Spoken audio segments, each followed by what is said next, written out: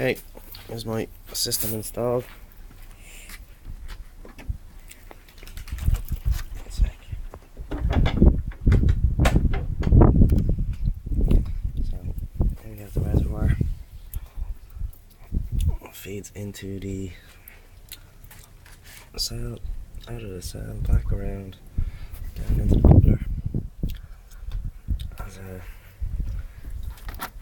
cotton mesh on it, which stops a lot of the vapor getting up through.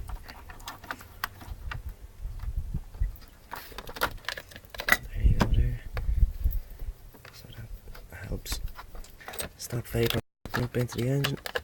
From there, it passes on into the flashback arrestor. Proper one.